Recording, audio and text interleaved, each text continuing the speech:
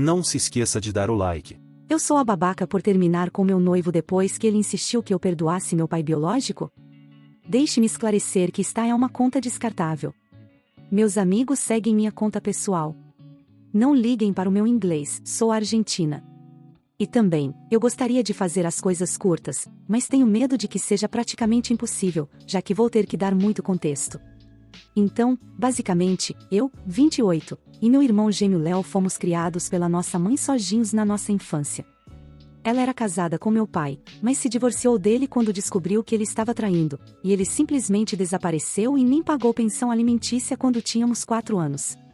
Minha mãe nos criou sozinha, ela cresceu com pais abusivos. Ela era professora e fez o melhor para cuidar de nós, e ela foi e ainda é simplesmente a melhor mãe que se pode pedir. Nunca foi abusiva ou injusta, nunca mostrou favoritismo, sempre esteve interessada em nós e era a combinação perfeita de uma mãe divertida, mas responsável. Como resultado, meu irmão e eu decidimos fazer o nosso melhor para não causar problemas para ela. Nós nos saímos bem na escola, não causávamos problemas e fazíamos todas as nossas tarefas. Minha mãe começou a namorar nosso padrasto, Carlos, que era seu namorado de escola quando tínhamos 11 anos. E esse cara sempre foi o pai que nunca tivemos, e nos amou como se fossemos seus filhos. Eles também tiveram nossa irmãzinha Virgínia, e fomos uma grande família feliz. Agora, nosso pai tentou nos contatar várias vezes. Mas depois de algumas decepções, Léo e eu decidimos cortá-lo da nossa vida e apreciar que tínhamos um grande homem como Carlos em nossas vidas, que nos jurou que nunca iria embora. Voltando ao presente, eu estava namorando meu agora ex-noivo Jonathan, 30, há 3 anos. Estávamos noivos há alguns meses e morando juntos, e tudo parecia perfeito, exceto por uma coisa: ele às vezes tentava me convencer a perdoar meu pai e a convidá-lo para o nosso casamento. Ele sabe tudo o que aconteceu, mas ainda insiste no fato de que ele é família e eu deveria perdoá-lo.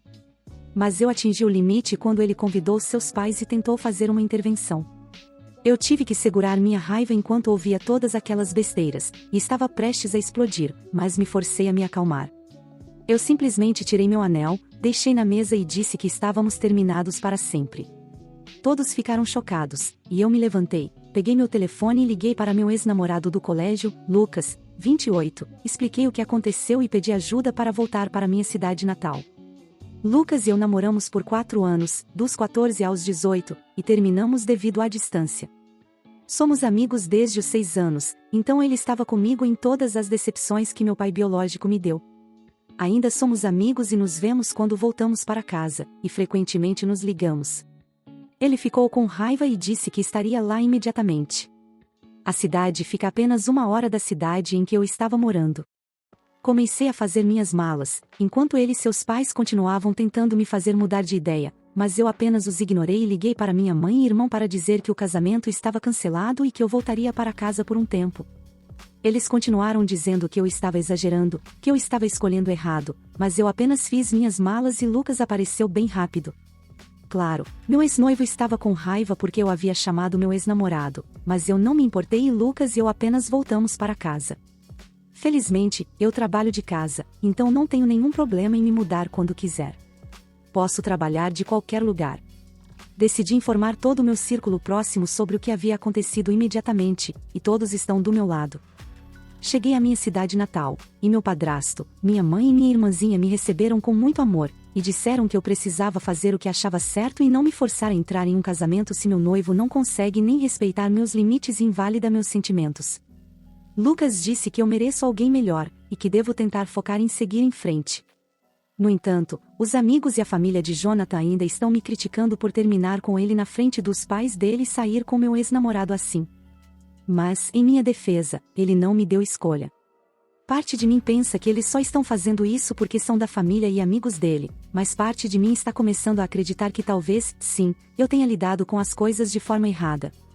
Eu não me arrependo de terminar com ele, dói, mas simplesmente parece melhor assim.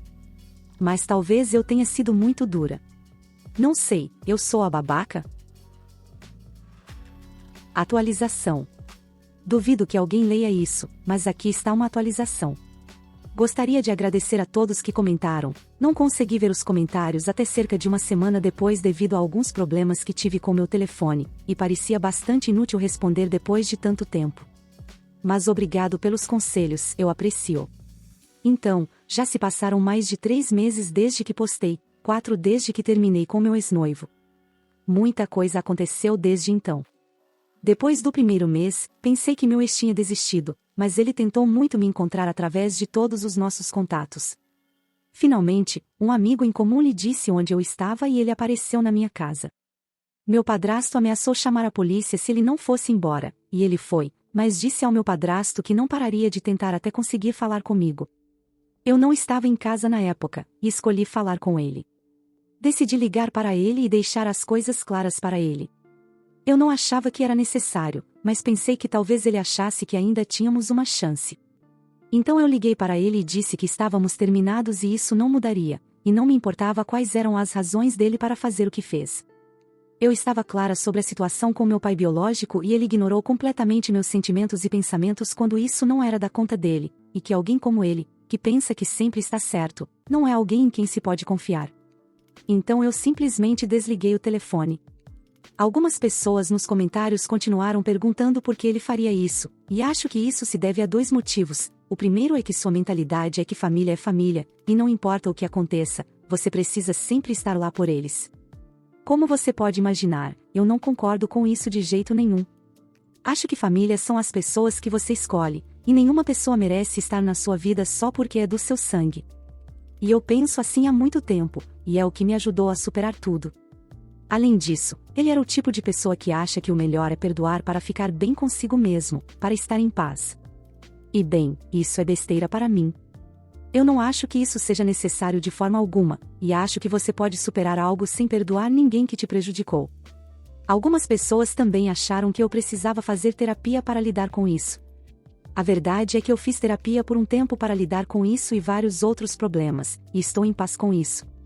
Eu não penso sobre isso, mas eu sei que não quero ele na minha vida, e essa é minha escolha e de mais ninguém. Agora, muitos perguntaram por que eu pedi para meu ex vir me buscar, e a verdade é bem simples. Eu confio minha vida a Lucas, mas além disso, ele é alto e boxeador, e bem, eu sabia que havia chances de tudo dar errado e que as coisas poderiam ficar violentas, ou pelo menos eu tinha medo disso, e é por isso que liguei para Lucas. Uma vez, tive outra situação com outro cara com quem saí por cerca de um mês, ele ficou violento e eu liguei para Lucas para me ajudar. Como eu disse no post, éramos amigos antes de namorar, e agora está meio confuso. Eu não sou do tipo que pula de um relacionamento para outro, e é por isso que evitei ver Lucas pessoalmente, porque estava começando a me sentir confusa com meus sentimentos por ele. Levei meu tempo para processar o término, e 2 semanas atrás me encontrei com ele para conversar e disse a ele o que estava acontecendo comigo. Ele disse que estava passando por algo semelhante e concordamos em dar outra chance. Ainda estamos nos vendo, mas está bem claro para mim que meus sentimentos são ainda mais fortes do que eu pensava. Enfim, espero que esta seja minha primeira e última atualização, mas você nunca sabe. Ouvi dizer que meu ex ainda está tentando entrar em contato comigo, mas estou apenas ignorando por enquanto. Se as coisas ficarem complicadas, verei o que farei então. O que mais achei engraçado foi o ex-namorado sendo usado de guarda-costas quando ela precisava. Esse sabe ser paciente. Eu sou a babaca por comprar a casa dos sonhos da minha irmã? Minha esposa, 30, e eu, 27, recentemente fechamos a compra da nossa casa dos sonhos, e isso gerou um grande conflito na família. Anos atrás, meus avós eram donos da casa da família, mas quando eles morreram inesperadamente com muitas dívidas médicas e despesas, nossa família teve que vender a casa. Foi de partir o coração e triste, e eu decidi, quando ainda era uma criança, que um dia eu compraria a casa de volta. Eu compartilhei esses sonhos com minha irmã. Conheci minha esposa quando eu tinha 18 e ela 21. Os pais dela possuíam uma pequena casa de aluguel que permitiram que ela morasse de graça, pagando apenas pelas despesas. Ela me convidou para morar com ela 1 ano depois do início do nosso relacionamento e nos casamos 1 ano depois disso. Eu contei a ela sobre meus sonhos de possuir a casa dos meus avós, e ela me apoiou totalmente. Começamos a economizar grandes quantias de dinheiro para um adiantamento, na esperança de que a casa não fosse colocada à venda antes de podermos pagar por ela. Como não pagávamos aluguel e ambas tínhamos bons empregos para nossa idade e a economia em que vivíamos, conseguimos economizar uma quantia muito grande de dinheiro. Meus sogros também nos ofereceram uma quantia de $75.000 para o adiantamento e, no total, economizamos cerca de 185 mil dólares.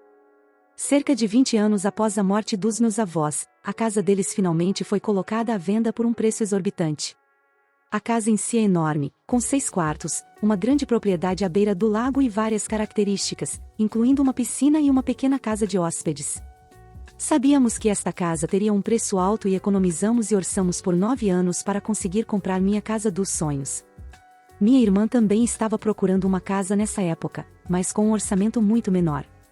Ela e o marido têm filhos, dívidas estudantis e alugaram por vários anos, não conseguindo economizar dinheiro da mesma forma que minha esposa e eu.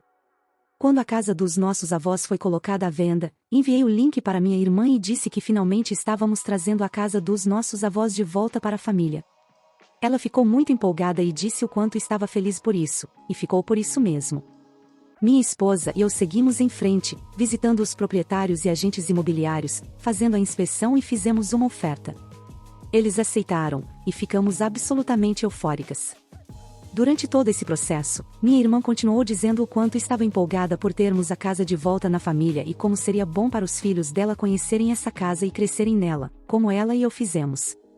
A casa dos nossos avós era o local de todos os aniversários, feriados, reuniões e encontros. E minha esposa e eu planejávamos fazer com que fosse assim novamente. Por isso, o que minha irmã disse não levantou nenhuma bandeira vermelha. Estranho que ela tenha formulado dessa maneira, mas não preocupante. Fizemos um churrasco na casa dos meus pais para comemorar o fechamento final da nossa casa.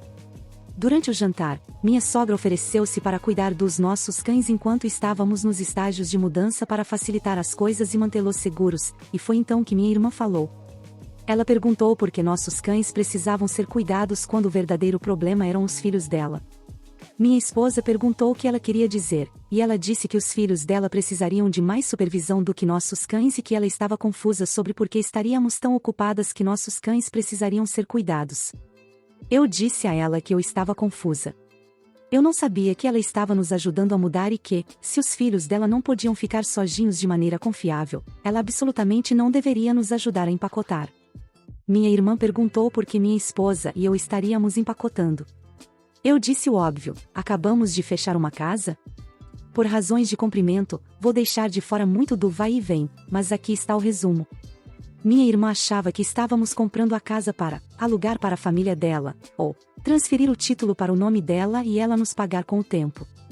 Sim, isso é literalmente o que ela estava pensando. Apesar de nunca termos discutido nada disso. Quando eu disse a ela que isso não ia acontecer, minha irmã fez uma cena. Ela ficou furiosa porque esse também era o sonho dela. E que não era justo que apenas uma de nós pudesse viver esse sonho. Que, como ela tinha filhos, eles mereciam crescer na casa da família e que minha esposa e eu não precisávamos de tanto espaço. Minha esposa disse a ela que não era mais a casa da família.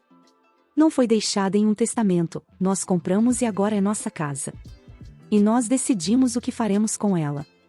Minha irmã mandou minha esposa calar a boca e disse que ela não tinha voz nessa discussão de família. Eu informei minha irmã que, se ela falasse com minha esposa desse jeito novamente, não teríamos mais nenhum tipo de contato com ela.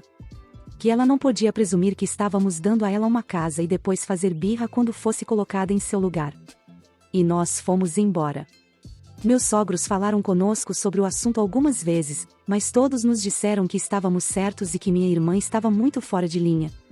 Achei que todos concordariam, mas se o fizessem, eu não estaria neste tópico. Recebi mensagens de texto e correios de voz dos meus pais dizendo que fomos excessivos ao ameaçar minha irmã.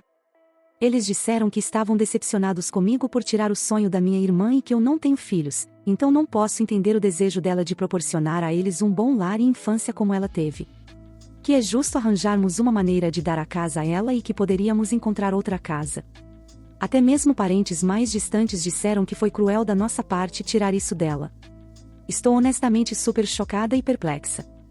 Já vi histórias semelhantes a esta no Reddit, pessoas que acham que devem ganhar a casa dos parentes, mas nunca esperei viver isso. Isso parece surreal e eu odeio que estamos começando este novo capítulo com uma nota tão amarga. Eu sou a babaca por comprar a casa dos sonhos da minha irmã? Quanto custou a casa se você deu quase 200 mil dólares como entrada? A casa custou um pouco mais de 800 mil dólares, mas a entrada em si foi de apenas cerca de 100 mil dólares. O resto foi usado para custos de fechamento, custos de mudança e reformas e atualizações.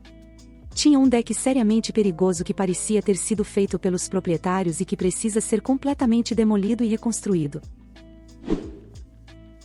Atualização.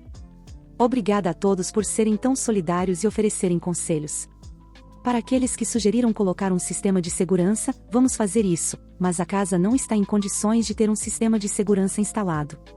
Por enquanto, estamos considerando câmeras de trilha com bateria, conforme sugerido por um reditor. Não consigo mais encontrar seu comentário no mar de mensagens, mas você sabe quem é. Não precisamos nos preocupar com acesso à internet e elas não atrapalharão as reformas. Estamos restaurando a casa à sua glória original, antes dos banheiros acarpetados e dos papéis de parede descombinados. Além de consertar coisas quebradas e atualizar eletrodomésticos antigos, vamos refazer os pisos, pintar, colocar novos papéis de parede, instalar novas janelas e abrir algumas paredes que não deveriam estar lá. Nas próximas 2 semanas, minha esposa e eu vamos nos encontrar com pessoas que virão trabalhar na eletricidade, encanamento e algumas outras coisas, e temos uma consulta marcada com uma empresa de segurança residencial. Além das câmeras, estamos pensando em obter alarmes e códigos de porta e configurar um portão de acesso ao redor da propriedade. Um daqueles que precisam de um código de acesso ou que alguém da casa deixe entrar. Já marcamos um horário para trocar as fechaduras e não estamos preocupadas com minha família tentando invadir a casa. Meus sogros nos permitiram estacionar o trailer deles na propriedade enquanto o trabalho está sendo feito, não apenas para a tranquilidade, mas para evitar o deslocamento várias vezes ao dia. Agora, para a atualização. Eu estava hesitante em postar esta atualização, já que é tão recente em relação ao meu post original, mas acho que o suficiente aconteceu para que seja uma informação útil. Os eventos do churrasco ocorreram na semana passada, mas só consegui escrever tudo ontem. Ontem à noite, enviei uma mensagem para meus pais e irmãos pedindo para nos encontrarmos e conversar sobre o que está acontecendo. Hoje cedo, minha esposa e eu nos encontramos com meus pais e a família do meu irmão na casa dele, antes de minha irmã chegar. Avisei que, se tentasse interromper ou controlar a conversa, iríamos embora. Disse a eles que nunca sugeri que minha irmã poderia alugar a casa ou comprá-la de nós. Que eu não sabia de onde ela tirou essa ideia e mostrei as mensagens em que enviei a ela o link da listagem e todas as conversas em que atualizei sobre o progresso. Minha mãe pediu para ver o resto das conversas sobre a casa e eu disse que não havia mais nenhuma. Ela informou que minha irmã contou a todos que havíamos feito um acordo de que minha esposa e eu compraríamos a casa e a alugaríamos para a família dela até que eles pagassem o suficiente para comprá-la. Que moraríamos na casa de hóspedes e eles ficariam com a casa principal. Ela disse que quebramos nosso acordo e absolutamente destruímos o sonho dela de criar seus filhos na casa em que ela cresceu. Contamos nosso lado da história e não foi difícil convencer meus pais de que estávamos dizendo a verdade. Com a falta de evidências por parte da minha irmã e absolutamente nenhuma documentação legal, meus pais nem tentaram apoiar o que ela disse. Meus pais foram muito apologéticos e nos informaram que nunca teriam dito aquelas coisas se soubessem a verdade e que nos apoiam 100%.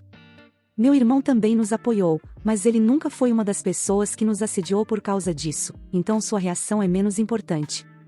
Nessa hora, minha irmã e seu marido chegaram. Meu cunhado é um capacho e faz tudo o que minha irmã quer, então não esperava muito dele. Pedi que ela apresentasse qualquer evidência necessária para provar que eu havia dito que alugaríamos a casa para ela. Que sua mentira era mal concebida e que ela melhor tivesse uma boa explicação. Ela tentou sugerir que eu havia deletado a conversa, mas quando não conseguiu produzir as mensagens, sua história desmoronou. Ela começou a chorar, dizendo que não era justo que tivéssemos tudo de mão beijada e que não precisávamos de uma casa tão grande e que estávamos esfregando nossa riqueza na cara dela.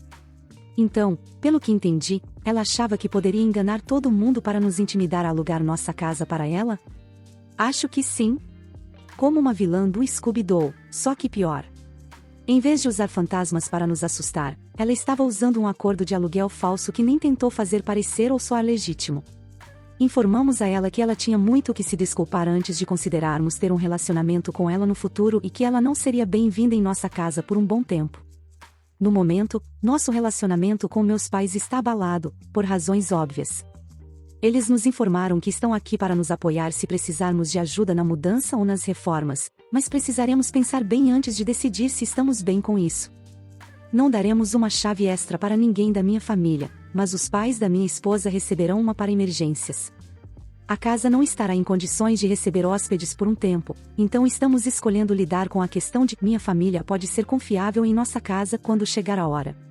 Para responder a algumas perguntas comuns que notei nos comentários.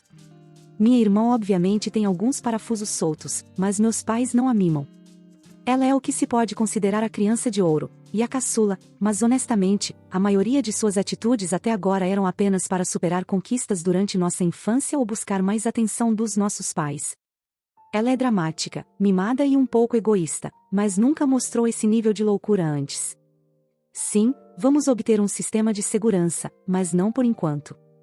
Não, minha família não terá uma chave. Sim, eu sou uma mulher. Eu sei que é louco como duas mulheres podem ser casadas, risos. Minha esposa e eu não temos filhos e não teremos no futuro. Minha irmã fez algumas coisas estranhas, mas nada tão absolutamente absurdo quanto isso. Nos encontraremos com um planejador imobiliário para colocar tudo por escrito. Planejamos deixar a propriedade para minha cunhada e seus filhos, com minha sogra como executora de nosso espólio por enquanto. Minha irmã e sua família alugam uma pequena casa na cidade. Eles não estão lutando financeiramente, ambos têm educação universitária e bons empregos, mas crianças são caras e, com a dívida estudantil e um aluguel de $2.000 por mês, não estão exatamente vivendo no luxo. Também há uma quantidade surpreendente de pessoas bravas com minha esposa e comigo por sermos ricas? Não somos ricas. Meus sogros estão confortáveis e são generosos o suficiente para nos permitir ocupar o aluguel deles sem custo. Eles compraram uma nova casa décadas atrás e simplesmente não venderam a anterior. Então, permitiram que minha esposa morasse lá.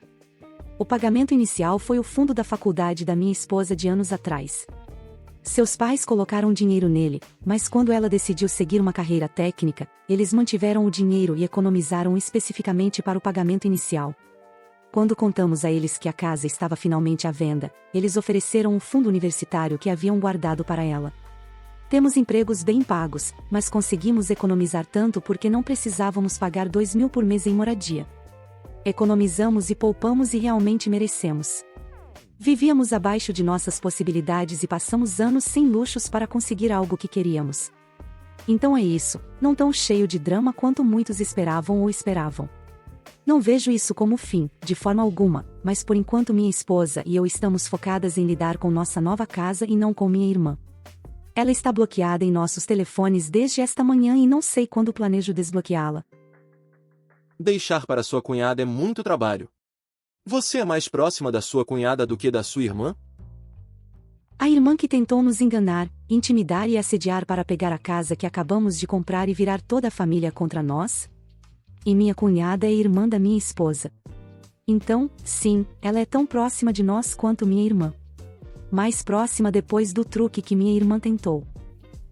E eu teria conseguido a casa se não fosse por essas lésbicas encheridas. Ok, essa me pegou, hahaha. Muito obrigado por assistir, comente sobre as histórias, compartilhe para um amigo e confira esse próximo vídeo. Uma boa tarde pessoal.